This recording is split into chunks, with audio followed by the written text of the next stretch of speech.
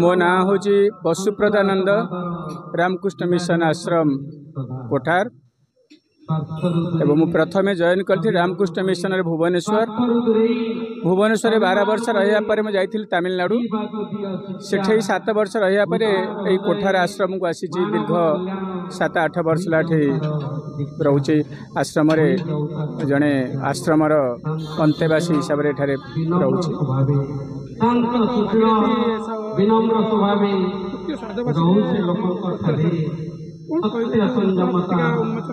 Actually मु भागीरथी साहू को देखी सी रास्ता मु चली समय रास्ता घर सामने बसी था रास्ता चलती देखती थरे थर परिचित होती किंतु सेमिति विशेष किसी आमर परिचित होनी किंतु मु सुपुत्र बुबुना साहब बहुत धन्यवाद देवी कहीं देखु आपण मैंने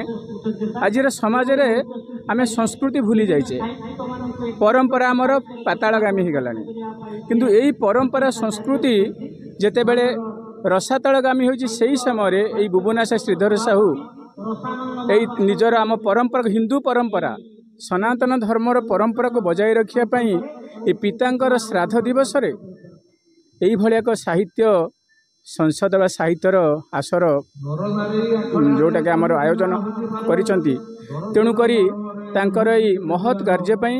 मो तरफ आश्रम तरफ बहुत बहुत धन्यवाद। माखनलाल गुप्ता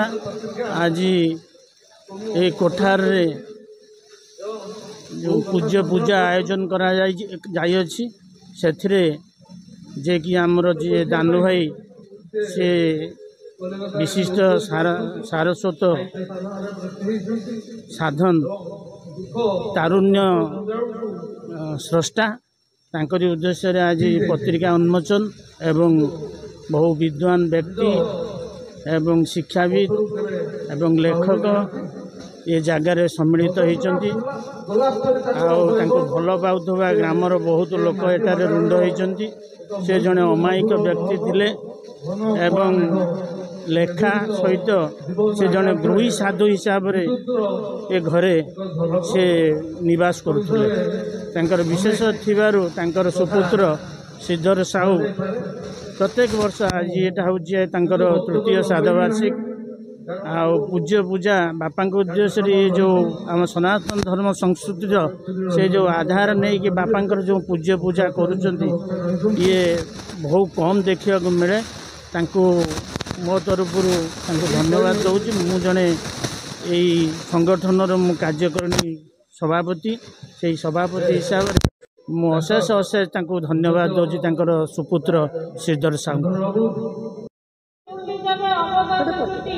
मो अध्यापक श्रीधर साहू स्वर्गत भागीरथ साहूर पुत्र आज मोर पिता स्वर्गत भागीरथ साहूर तृतीय श्राद्ध समारोह अवसर में आमर जो सभा आयोजन करा जायछि सभार मुख्य अतिथि अच्छा उच्च शिक्षा मंत्री प्रतिनिधि श्रीयुक्त अशोक कुमार पुहाण मुख्य वक्ता वरिष्ठ अध्यापक डॉक्टर विश्वरंजन दास सम्मानित अतिथि भाव में जोग देइछन्ति कांत साहित्य परिषद सभापति श्रीयुक्त रसानंद महापात्र पंडित दयानिधि मिश्र श्रीयुक्त विभूतिभूषण सेनापति महोदय समस्त को कृतज्ञता ज्ञापन करुच्ची एवं यही अवसर में प्राय 60 ऊर्ध्व कवि कवयित्री जोगदे मोर पिता उद्देश्य श्रुतिचारण कर